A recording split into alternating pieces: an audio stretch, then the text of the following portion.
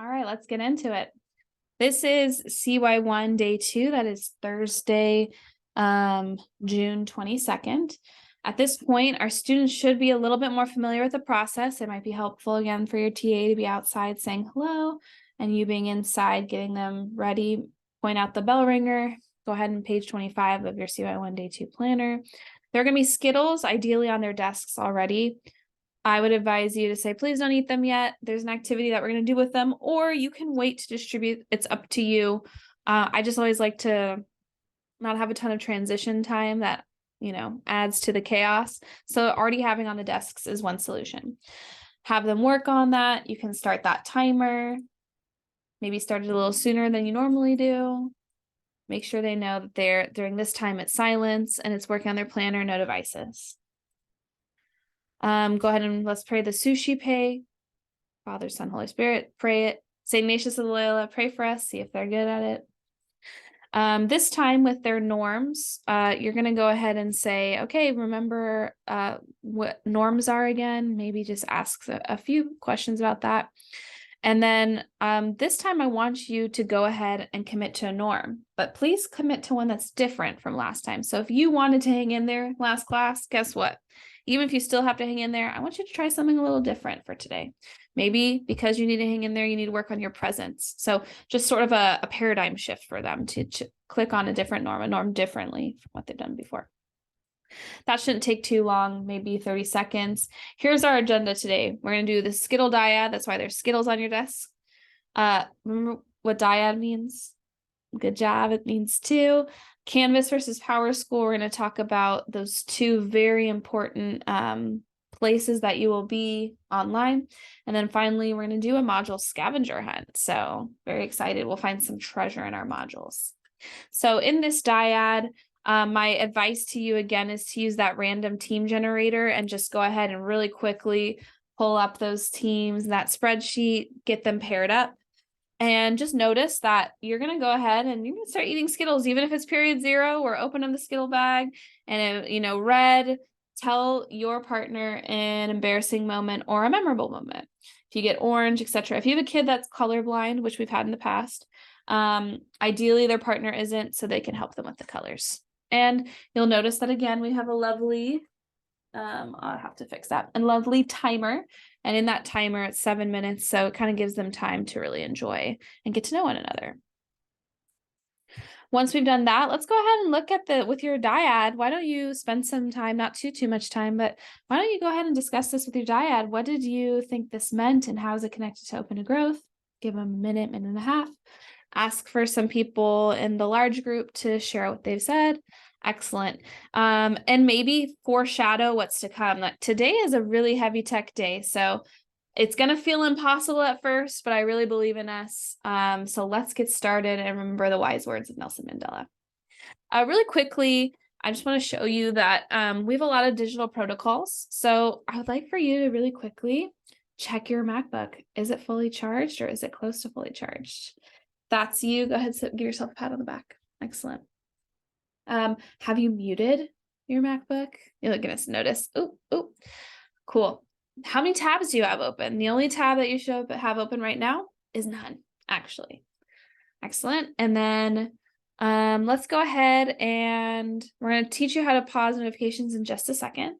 But when we begin every class, what I want you to do is put your laptop 45 degrees when we're not using it. So let's practice that protocol. Okay, 45 degrees. 90, 45, 90. And you're going to notice the reason why we're doing 45 and 90 is because, quite frankly, when I'm talking, I need to know that you're paying attention to me and not doing something on the computer. For some of you, you might have to close it all the way. But 45 degrees is sufficient, especially when we're working and doing a lot of different stuff. Excellent. Okay. Last thing I want to talk about, and if you notice on our thing, pausing and turning off notifications. So let's go ahead and do that. It is a very important practice in our CY classes, but especially at school, that we learn to turn off or pause our notifications. So what you're going to do is you'll notice if you have a MacBook, there's a toggle at the upper right-hand corner. You're going to click on it. Either it'll say focus or it will say do not disturb. I'll do it with you. So mine says focus. And I'm going to put for 1 hour. That's just so that I can focus for this very particular hour that we have together in class. For some of you, if you have multiple classes for summer session, it just might be a good idea to put until this evening, right? And I think that's a really important thing for us to do, because you're going to notice that the first time that your text messages pop up on your screen, your teacher will be lenient with you. But if it's a common occurrence, it's opportunity for someone to jug you. Again, that's justice under God, someone giving you detention. Or even worse, it might be that they'll take your computer away for the day. And so you might not be able to do a lot of the fun things that go with your classes, like gamified learning. All right, so let's get into it. We have these two really important applications. We have PowerSchool and we have Canvas. Does anybody want to take a guess at what they are, or are they familiar with them, and maybe how they are similar and different? This is a great opportunity for your TA to teach this, because they use this on the daily, and have them describe it. So once you're getting responses, okay, nobody knows. Jason, who's my TA, hey, Jason, how would you describe, when do you use PowerSchool and when do you use Canvas? And then whatever he says, I'm going to fill in the gaps with whatever's missing. Yeah, you're totally right. Canvas, the only person that sees Canvas is you and the teacher and the administration. So Canvas is not meant for your parents or guardians. It's meant for you and your teacher to have direct communication about the content of the class. It's sort of like the class's website. PowerSchool, on the other hand, as Jason mentioned, is the grade book. It's where your official grades are. It's the thing that your parents and guardians have access to. Why is this important? Because Canvas, sometimes there are assignments that are on Canvas and you see a grade, and the grade on Canvas won't match the grade on PowerSchool. Why is that? Because sometimes some teachers will assign things that aren't on Canvas and they'll put the grade directly into PowerSchool. So what you see on Canvas won't be the same as the grade on PowerSchool. Which of these two apps is going to tell me which is my correct grade? You know it, it's PowerSchool. So PowerSchool is always going to be where you go for your grades. Canvas is where you're going to go for assignments and the calendar, et cetera, et cetera. Really lean into that. And also you might want to remind students that if PowerSchool is a grade book, Canvas is called an LMS. It's our learning management system. It's basically, again, a main hub for all this information. So we're going to ask them to go to PowerSchool, not Canvas, because we want them to check their CY1 summer session grade. Now, this is really important. You as facilitators ideally have graded their Canvas 101. Otherwise, there are no grades other than the participation grade. It's also a good thing for them to see as well. Have them, ideally, if they did their Canvas 101 assignment, they already have it bookmarked. So you could say, if you did your homework early, because it's due Friday at 8 a.m., you already have a bookmark. Let's click on that bookmark to PowerSchool. If your kids haven't done the homework assignment, just show them the process. If you haven't done your homework assignment, we're going to go to Loyola High School. We're going to click on Students, and we're going to go ahead and click on ¿Dónde está? PowerSchool. Once they've done that, you're going to log in with your Loyola Gmail, without the Gmail part, and your, ¿cómo se llama? Your password. Good. So we've done that. Go ahead and check your grades, see how it's going for you. Awesome, awesome. When you have finished checking your grade, let's go ahead and put our laptop lids 45 degrees. Again, this is good practice for our students to see what is it that we're supposed to do. I have lost my slide deck. Give me a second. Okay. We're almost back. Once we've done that, check in, and this is where your TA would be really helpful. Now we're going to put our lids, again, all our lids should be 45 degrees. We're going to review some important features of Canvas. Now, instead of just talking at them, why don't we help them you could split screen, or you could just ad lib. I'm more of an ad lib. So this is a dashboard. When you enter into Canvas, so I clicked on my shortcut, my bookmark, if you will. All of this is my dashboard. It's where, like your car, it has all the information. Each of these little rectangle square things are your course cards, and these are the different courses. So you have 7 courses for you have 7 courses as freshmen. So you're going to notice that you might have 7 or more course cards. We're going to go ahead and click on one. So I'll click on DJ's. And when you do that, the first thing that's going to pop up is called a landing page or a home page. You'll see CY1's landing page. It's very useful because what it does is it has the week, it has the agenda and the homework with some hyperlinks. So if you didn't know that, that's there. It also is a reminder of the digital learning protocols. And what's really cool is if I click on it, it's going to take me to something called modules. This is going to show me the module for my class. And a module essentially is kind of a bucket with a lot of information inside of it. Sometimes a lot of teachers will do it based off of unit. So if you were on unit 1, all the unit 1 materials go under unit 1. Sometimes it's for projects or something that's special. For us, it's based on weeks. So you're going to notice that week 1, it tells you the title, the date, the slide deck, so you have access to old information, and the homework assignments that were assigned that day. You're going to notice that we have no new homework assignments that are assigned for day 2, with the exception of a quiz that's next class, and that I will eventually publish the slide deck so that you have it to study for said quiz. This is a module. All right, let's check. How'd we do? Dashboard, course card, announcements and calendar. So if I click on announcements, this is how, and you might notice that I've already sent you one. This is, and if you set up your notifications again through Canvas 101, you're going to find that this is how I'll communicate with you. Some teachers will email you, but quite frankly, that's more for individual one-on-one case-by-case stuff. If I have an announcement for my entire class, I'm just going to go ahead and create an announcement and I'll send it to you. And maybe give them an example of how you do that in your class. And then finally, really importantly, is this calendar. This calendar feature is my favorite feature of Canvas, and here's why. It does an amazing job of telling me what's due. Now, here's the issue. You can see I've got 5 zillion, what's it called, courses. Now, if I uncheck this stuff, I gotta pick something else, this one. I have no assignments. That's a problem, huh? Because I might not know that I have homework. So it is essential that when you're on your calendar, you got to click on these colorful squares so that you can see what is due.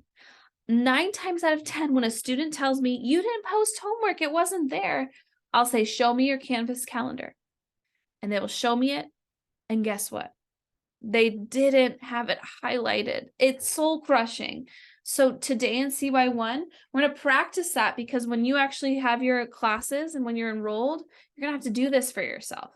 So let's go ahead and open our MacBooks, 90 degrees, go to your Canvas, which is a bookmark, hopefully, go to calendar, check all of the boxes that are there, and then put your laptop 45 degrees. Let's do that. Ready, set, go. Excellent, excellent, excellent. Once they've done that, we've checked everything. We understand what these are. Guess what? Now, I told you it's going to be a tech-heavy day. You're going to do what's called a module scavenger hunt. It's due at the end of class today. And you need to complete 4 of the 5 steps. If you get to step 5, there are 2 what I call special and secret sauces. And they're extra. Sort of like if you do it, excellent. If you don't, not the end of the world, but could help you for your A, quiz that's coming up next class, and B, just make you look that much more professional at Loyola, which isn't a bad thing. So everyone's laptop lids at this point should be 45 degrees. I'm just going to walk you through said module scavenger hunt. So again, I'm leaving my calendar. I'm back on my dashboard. I'm clicking on my CY1 course card, homepage, click here. That's week 1. I want you to go ahead and find module scavenger hunt. I want you to notice, I wonder if I can do it student view just for today. I wonder if you notice that in order for me to do this, I have to complete all items. So the only item I can do first is step 1. Once I do step 1 and submit, then I can do step 1.5, 2, 3, 4, and then the secret sauces. So I'm going to leave student view because again, it's closed for now. And I'll walk you through. Step 1, muchachos, is what we just did. So if you follow directions, you've already done step 1, you're ready to go, you screenshot, submit. Excellent. And then you don't have to walk them through. This is actually more for us adults to know what they're doing. Step 1.5 is they're going to add their calendars, their Google calendars, and they're adding 0 period rotation, academics 1, and key dates. If you are an adult and you haven't done this, do this for yourself too. So you might yourself need to go through the module scavenger hunt. Once you've done this, we're going to go to step 2. We want them to make a Google Drive and a Google folder called CY1, have a document, and inside they're going to use MLA format. If they don't know what that is, they go to page 21 of their CY1 planner. And basically, they're going to write a response. Tell your life story in 6 words. Tell us why you chose Loyola in 6 words. And remember, this is going to go in the body of your MLA. Be thoughtful and creative. We're going to use this next class. Once they've done that, we're going to find out how to submit it in the next assignment called email etiquette. So they're going to read this excerpt also in their CY1 planner. They're going to draft an appropriate email. They're going to use the rubric below. So appropriate subject bar, greeting, message, email closing, tone, avatar, carbon copy, appropriate attachment. And we give them some hints. Like, you know, your avatar needs to be professional. You attach Google documents like this, not as a loose URL. And if they get to their secret sauce or their special sauce, we also give them a little bit of a professional email signature if they have time. All right. So they've done all of that and they CC their Skittle buddy. This is something that a lot of them will forget. They do that. Notice that they're not going to submit anything here, submitting nothing, but they are going to email you. So you're going to get a lot of emails on this day. Press next. Okay, this is where it's going to get sort of complicated because their students don't read directions very well. They're going to download Lockdown Browser onto their computers. They're going to follow the instructions. I want you to notice that the instructions are really helpful in the sense that step-by-step, images, very easy. Here is where us as colleagues and our students really struggle. There are 2 types of quizzes in Canvas. There are classic quizzes and there are new quizzes. Classic quizzes have, I don't think I have a picture of it, but I'll show you on here. Classic quizzes, they will have, I've labeled it for you all, but if I go to the quiz module really quickly, classic quizzes have the outline of a spaceship. New quizzes have it all colored in.